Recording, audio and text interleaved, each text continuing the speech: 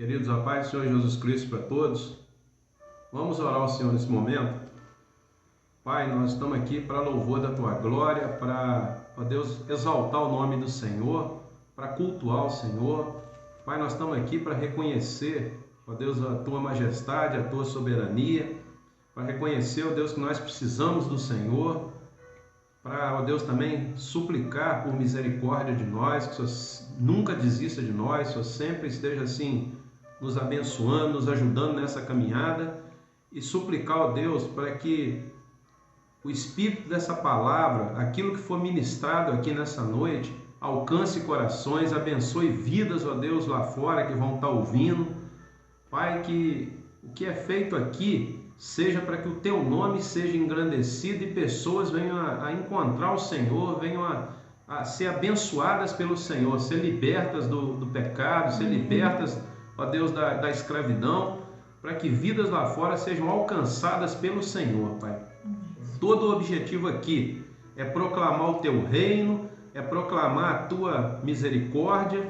Tudo que é feito aqui é para que pessoas alcancem o que nós alcançamos, ó Deus, é um dia entender que nós precisamos do Senhor e ter recebido, ó Deus, o Teu perdão, a Tua graça, a Tua misericórdia, e que isso também alcance vidas lá fora, é falar para as pessoas daquilo que o Senhor fez por nós e que o Senhor quer fazer pela vida de todo ser humano. Abençoa vidas, Pai, que esse culto aqui seja uma fonte de bênção para a vida das pessoas, assim como é para nós aqui. Seja o nome do Senhor engrandecido, desde agora e para todos sempre, no nome de Jesus. Amém. Amém. Queridos, eu vou ler o versículo mais conhecido da palavra de Deus, que é João 3,16. Porque Deus amou o mundo de tal maneira, que deu o seu Filho unigênito, para que todo que nele crê, não pereça, mas tenha a vida eterna. Esse é o objetivo, não pereça, mas tenha a vida eterna.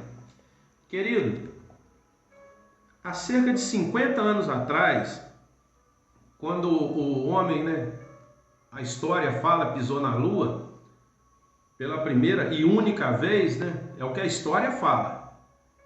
O presidente dos Estados Unidos na época, Nixon, ele querendo aproveitar aquele momento, ele fez ele disse uma frase, querendo os Estados Unidos naquela época, querendo se afirmar como a maior potência do mundo, até para cima da Rússia, ele foi nos meios de comunicação da época e disse: o evento mais importante da humanidade aconteceu, o homem pisou na Lua. E o maior pregador da história, Billy Graham, ouvindo isso, ele respondeu depois: o maior evento que já aconteceu não foi o homem ter pisado na Lua, e sim Cristo ter pisado na Terra. E diz a história que aquilo abalou muitas pessoas ficaram impactadas com essa frase. E verdadeiramente, o maior evento que já aconteceu na história da humanidade foi Cristo ter pisado na Terra. Foi Cristo ter vindo a esse mundo nosso. Ao longo da pregação vou estar falando isso, para cumprir a missão para a qual ele veio. Há muitas pessoas que até duvidam. Se você duvida ou não, eu não sei. Eu sou uma das pessoas que tem as minhas dúvidas com relação ao homem ter pisado na Lua. Respeita, claro, é a opinião de todos, é lógico. Eu não estou dizendo que aconteceu, que não aconteceu. Eu tenho minhas dúvidas. E às vezes eu fico me perguntando, mas se ele pisou na Lua 50 anos atrás, por que ele não conseguiu voltar lá? Eu fico me questionando isso. Tudo evoluiu, tudo modernizou e até hoje o homem não conseguiu voltar lá. Isso gera em muitas pessoas dúvida. Mas com relação a essas dúvidas, eu quero te falar de algumas certezas que eu tenho. Se eu tenho dúvida com relação ao homem ter pisado na Lua, eu tenho certeza que Cristo pisou na Terra. Eu não tenho a menor dúvida. A Bíblia afirma isso. João, capítulo 1, versículo 1, fala que no princípio era o Verbo, e o Verbo estava com Deus, e o Verbo era Deus. A Bíblia fala isso. E a Bíblia fala também no versículo 14, e o Verbo se fez carne e habitou entre nós, cheio de graça e verdade, e vimos a sua glória como a glória do unigênito do Pai. A Bíblia ainda fala, se o homem pisou na lua e até hoje não voltou, não conseguiu ainda, e a gente não sabe se vai conseguir, eu tenho também uma certeza que Cristo vai voltar. Porque a Bíblia fala em Atos, eu até anotei no capítulo 1, versículo 11, quando Lucas, que escreveu, estava falando a respeito da ascensão, da subida de Cristo ao céu. Ele fala que o povo estava reunido e dois varões de branco, dois anjos falam, varões galileus, por que vocês estão olhando para cima? Esse mesmo Cristo que vocês estão vendo, que está subindo ao céu, ele virá outra vez, ele vai voltar. Se o homem vai pisar na lua, não sei, mas que Cristo vai voltar, eu tenho certeza que vai. Não como ele veio da primeira vez, para morrer na cruz. Agora ele vem com toda a glória para arrebatar a igreja. Então é diferente. Então essas certezas eu tenho. Querido, mas vamos pensar, porque Deus amou o mundo de tal maneira que deu o seu único Filho para que todo aquele que nele crê não pereça. Querido, o que o pecado fez com a raça humana? O que o pecado fez com o ser humano, com o homem, comigo, com você? Isso é uma questão fundamental. A Bíblia fala que o Espírito Santo convence o homem do pecado, da justiça e do juízo.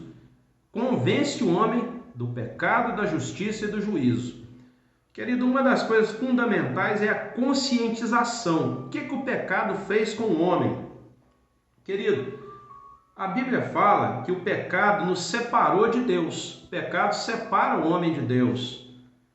A Bíblia fala no Salmo de número 14, versículo 2 e 3, porque o Senhor olha dos céus para os filhos dos homens e não vê que não há quem entenda, não há quem busque ao Senhor. Fala que todos se extraviaram, todos se corromperam, não há um que faça o bem, não há nenhum sequer. Querido, espiritualmente, essa é uma grande necessidade fundamental, porque às vezes a gente não para pensar nisso, ou não se preocupa com isso. A gente se preocupa com o dia a dia, se preocupa em até sermos boas pessoas. Mas a Bíblia fala que espiritualmente já era, todos nós fomos condenados no pecado. O que Adão começou lá no Éden, porque ele tinha vida na presença de Deus, ele tinha amizade, ele tinha comunhão com Deus e tinha o livre-arbítrio. E todos nós sabemos que ele errou, ele comeu do fruto lá da árvore que ele não poderia ter comido, um ato de rebeldia gerou pecado, e pecado separa o homem de Deus. Então, naquela condição ali em Adão, todos pecaram, porque nós herdamos, nós somos atingidos, nós somos infectados, vamos dizer assim, por aquilo que Adão fez no passado. Então, a Bíblia fala, todos pecaram e destituídos estão da glória de Deus. A Bíblia afirma isso. Então, como um Deus tão amoroso, como um Deus tão misericordioso, como resolver essa questão? Como resolver a situação do pecado? O que Deus fez para resolver essa situação? Uma vez que o homem não tinha e não tem a menor condição de resolver essa situação. O homem não tem a menor possibilidade por si só de resolver essa situação. Então, parando por aqui, todos nós estaríamos condenados. Todos nós estaríamos, volto a dizer, quando eu falo que Deus amou o mundo de tal maneira que deu o seu Filho unigênito para que todo aquele que nele crê não pereça, ou seja, antes dessa situação, todos nós iríamos perecer, morrer. Mas tenha a vida eterna. Então está falando de eternidade. Morrer eternamente, vida eterna. é necessário que a gente tenha essa conscientização. Na situação de pecado, eu estou separado de Deus. Na condição de pecado, eu estou condenado à eternidade. E quando fala morte eterna, querido, é outra coisa que é preciso ser conscientizado. Não é morrer e deixar de existir. A Bíblia fala que Deus colocou a eternidade no nosso coração. É morte no sentido de não participar da vida eterna na presença de Deus. Morte eterna, mas sofrendo as consequências do pecado no inferno. Então é necessário a gente conscientizar disso, que ou eu vou passar a minha eternidade longe de Deus, ou eu vou passar a minha eternidade na presença de Deus. E longe de Deus é no inferno, na presença do inimigo. É o que a Bíblia afirma. Eu nem gosto de falar muito nisso, porque eu prefiro mostrar para as pessoas a grandiosidade do amor de Deus. Levar as pessoas a entender o amor de Deus. Mas é necessário entender esse mundo espiritual, é necessário entender essa realidade espiritual. Deus poderia, às vezes eu me pergunto, Deus poderia ter desistido de nós. O homem pecou, o homem se rebelou. Deus poderia ter desistido de nós, mas Deus jamais desistiu de nós. Então Deus, ele buscou uma forma de resolver essa questão do pecado, porque o pecado nos afasta dele, mas ele nos quer próximo dele. O pecado fere, Deus é amor, mas Deus também é justiça. O pecado fere a justiça de Deus. Deus santo, justo, perfeito, ele não tem como aceitar essa condição nossa de pecado. Então Deus, ele estabeleceu um plano de salvação para nós, que é o que nós acabamos de ler. Uma forma dessa dívida ser paga, não ficou sem pagamento. Tem muita gente que pensa que Deus é misericordioso e vai nos aceitar de qualquer forma. Não, o preço foi pago em Cristo Jesus. O preço para a nossa salvação foi alto, foi caro demais. Não foi fácil para Deus, vamos dizer assim, enviar o seu único filho para morrer na cruz do Calvário pelos nossos pecados. Não passou impune. A Bíblia fala em Efésios, no capítulo 2, ele nos deu vida, ele vos deu vida, estando vós mortos nos vossos delitos e pecados, nos quais andaste outrora, segundo o curso desse mundo, segundo o príncipe da potestade do ar, do espírito que agora atua nos filhos da desobediência. E vai falar, a partir do versículo 4, mas Deus, sendo rico em misericórdia, por causa do grande amor com que nos amou, e estando nós mortos em nossos delitos, nos deu vida juntamente com Cristo.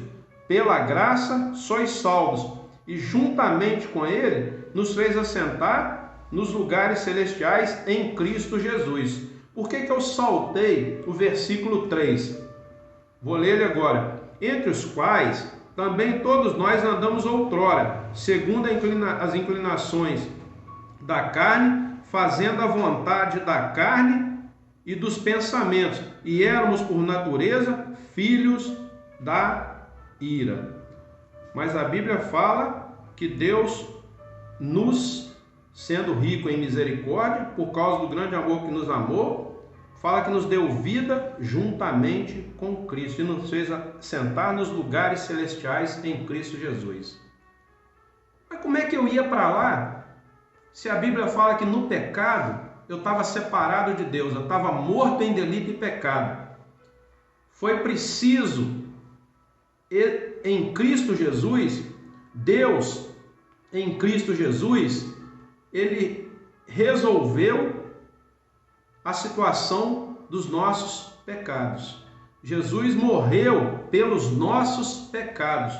O sacrifício de Jesus, para que tudo isso acontecesse aqui, nós agora nos assentarmos nas regiões celestiais em Cristo Jesus, para que nós agora não pereçamos, mas tenhamos vida eterna, foi preciso que alguém pagasse pelo nosso pecado. Foi preciso que a justiça fosse feita. foi preciso que alguém fizesse o sacrifício expiatório. O que é sacrifício expiatório, segundo a teologia bíblica? É Jesus assumindo a culpa dos nossos pecados, morrendo por nós na cruz do Calvário. A Bíblia fala em Filipenses capítulo 2, a partir do versículo de número 5, fala que Jesus, eu prefiro ler do que tentar, eu conheço, mas posso errar. Tende em vós o mesmo sentimento que houve também em Cristo, pois ele, subsistindo em forma de Deus, não julgou como usurpação ser igual a Deus.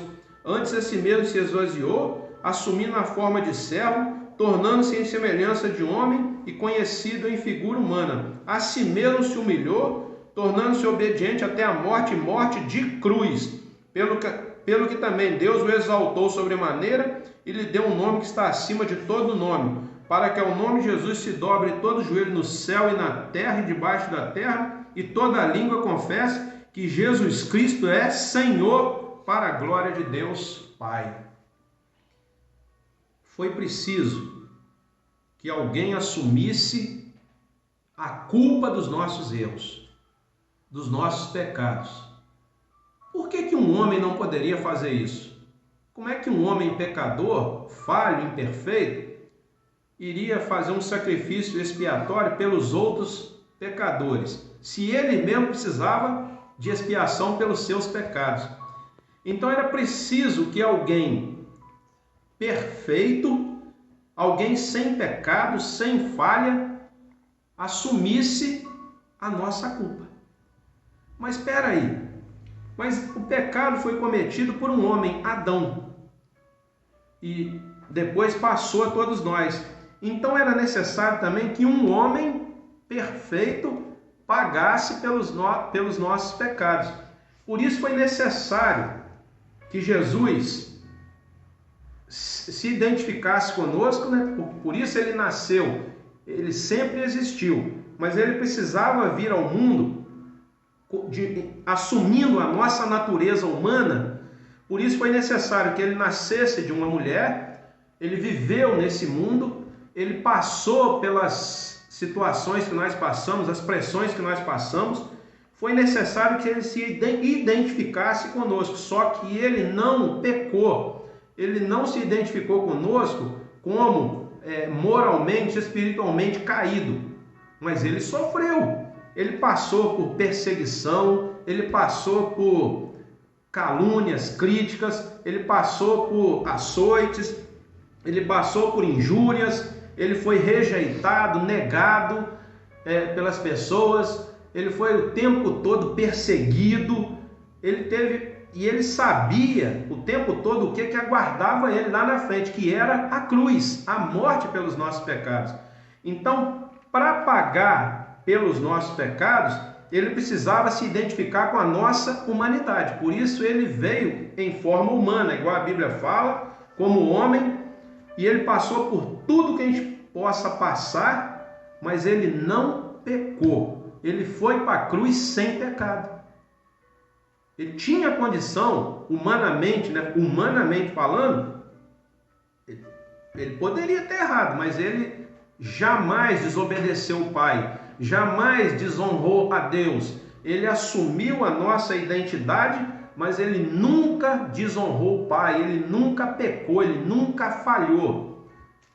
E morreu na cruz pelos nossos pecados. O inocente, aí sim, o inocente morrendo pelos culpados, que somos nós, a raça humana, o ser humano, eu, todos nós. Mas ele morreu na cruz.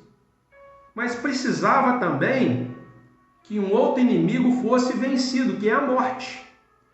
1 Coríntios 15, 55 fala: onde está a morte, a tua vitória?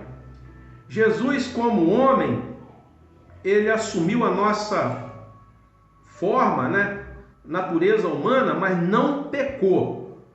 Mas ele, como Deus, lá na cruz do Calvário, ele venceu a morte, ele venceu o inimigo, ele venceu a morte. O último inimigo a ser vencido era a morte. Como Deus, ele ressuscitou ao terceiro dia. Querido, para representar a humanidade diante de Deus, ele precisou assumir a nossa natureza. Jesus Cristo, homem. E como homem, quando ele nasceu, teologicamente falando, porque ele sempre existiu, mas quando ele nasceu para vir ao mundo, para pagar pelos nossos pecados, ele trouxe Deus até nós. A Bíblia fala que ele é o Emanuel, Deus conosco. Emanuel, Deus conosco. Por isso a Bíblia fala que o Verbo se fez carne e habitou entre nós, cheio de graça e verdade. Jesus Cristo habitou entre nós. Hoje nós estamos no ano 2020, depois de Cristo. Então, há cerca de 2020 anos atrás, Jesus Cristo veio a esse mundo. 2020, nós estamos na era depois de Cristo. A história, com isso, afirma que Jesus veio. Nós estamos em 2020 depois de Cristo. Antes era contado antes de Cristo. Era negativo antes. Querido, foi preciso que Jesus, como um homem, vencesse o pecado e como Deus ressuscitasse ao terceiro dia para vencer a morte. E para garantir para nós, assim como ele ressuscitou, nós também vamos ressuscitar para a eternidade na presença do Pai. O Emanuel, quando Cristo nasceu, ele trouxe Deus até nós. Quando ele ressuscitou, ele nos levou de novo até a presença de Deus, até a presença do Pai. É essa mensagem que eu quero deixar para você nessa noite, que Jesus Cristo, lá na cruz, ele religa o homem a Deus.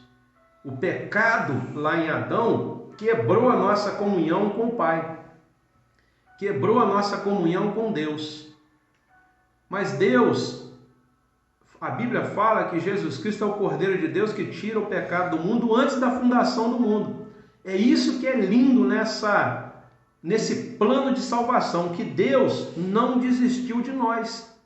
Ele, antes de nós nascermos, e ele mesmo sabendo que nós sempre seremos tendenciosos ao pecado, esse é o amor de Deus. Ele já tinha estabelecido um plano de salvação para mim e para você. Ele já tinha estabelecido uma forma de quebrar essa separação que o pecado criou. Ele já tinha estabelecido uma forma de exercer o juízo sobre o pecado. Porque a Bíblia fala que sem derramamento de sangue não há remissão de pecado. Então Deus, ele não desistiu de nós. Deus pensou, Deus estabeleceu um plano de salvação. Por isso, Jesus, quando estava lá na cruz do Calvário, a Bíblia fala que no final lá deram até uma esponja com vinagre para ele beber, que ele teve sede. Mas a Bíblia fala que as últimas palavras de Cristo: está consumado. E ele entregou o seu espírito a Deus. Está consumado, está feito, está realizado. Toda aquela obra difícil, árdua, dura, o sacrifício de um inocente pelos culpados, Jesus Cristo cumpriu ele totalmente, e ele afirma lá na cruz do Calvário: Pai, está consumado, está feito, está realizado. O sacrifício, a expiação pelo pecado, glória, o pagamento pela dívida, Pai, está consumado, está realizado. Por isso a Bíblia afirma em Atos capítulo 4, versículo 12, que não há salvação em nenhum outro nome dado entre os homens, abaixo do céu, da terra, não há outro nome pelo qual importa que sejamos salvos, a não ser o nome de Jesus. Só Ele. Está consumado, está pago, está realizado. Querido, por isso nós precisamos de Jesus. Por isso nós precisamos dessa conscientização. Não é a religiosidade que vai me salvar, não é ser um bom caráter que vai me salvar, porque a Bíblia afirma que todos pecaram. Quem me salva é Jesus Cristo. Quem me salva é Jesus, através do sacrifício dele na cruz do Calvário, pela minha culpa, pelo meu pecado. A sentença que era para mim, ele pagou lá na cruz do Calvário. Por isso era necessário, Por isso a Bíblia fala que Deus amou o mundo de tal maneira, porque Deus não queria o homem eternamente longe dele, não quer. O homem é o que Deus mais ama. Deus poderia ter desistido, vou ficar aqui só com os anjos vão estar aqui cultuando, adorando, mas não, Deus falou, eu não desisto do homem, e Deus estabeleceu um plano de salvação para mim e para você.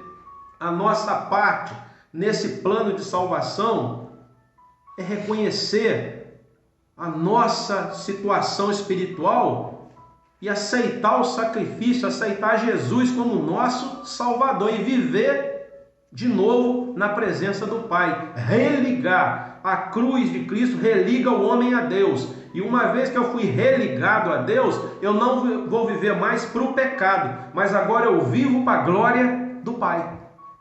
Por isso, uma vez aceitando Jesus, eu tenho que passar a viver vida nova na presença de Deus. E Deus me capacita para isso. Deus me dá poder, Deus me dá autoridade para vencer, para resistir ao pecado. Então, quando o homem aceita Jesus, ele é religado a Deus. Ele é perdoado de toda a sua dívida. E Deus passa a dar a ele condição de viver uma nova vida em Cristo Jesus. Querido, esse é o plano de salvação. Por isso, nós precisamos de Jesus na nossa vida. Que Deus te abençoe. Que Deus te faça entender isso. Porque não é o homem que convence, é o Espírito Santo de Deus. Mas o homem prega a palavra. E é isso que eu faço nesta noite. Suplico ao Espírito Santo de Deus para que convença, assim como me convenceu. Eu não sou melhor do que você. Assim como me convenceu de que eu sou pecador, de que eu preciso da graça e da misericórdia de Deus, e que havia uma cédula de dívida contra mim, que havia toda uma condenação sobre a minha vida. Mas a partir do momento que eu aceitei o pagamento de Jesus lá na cruz do Calvário, a Bíblia fala que essa cédula foi rasgada. A diferença é que eu sou um pecador perdoado, que aceitei o sacrifício de Jesus na minha vida e que tenho certeza de que Ele me religou ao Pai. É isso que Deus quer fazer na tua vida.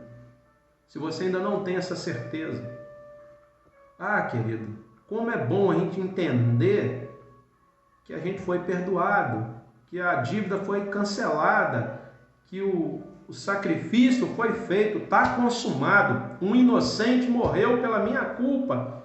E eu, com gratidão no meu coração, aceito o sacrifício dele na cruz pelo meu pecado. Essa é a nossa parte nesse plano de salvação. Reconhecer o que Deus fez por nós. Que Deus te abençoe. Vai ser tocado um hino agora no final. Medita na letra desse hino. Escuta, medita. Eu tenho certeza que o Espírito Santo de Deus vai continuar falando ao teu coração. Que Deus te abençoe. Fique na paz do Senhor Jesus Cristo. Deus te abençoe.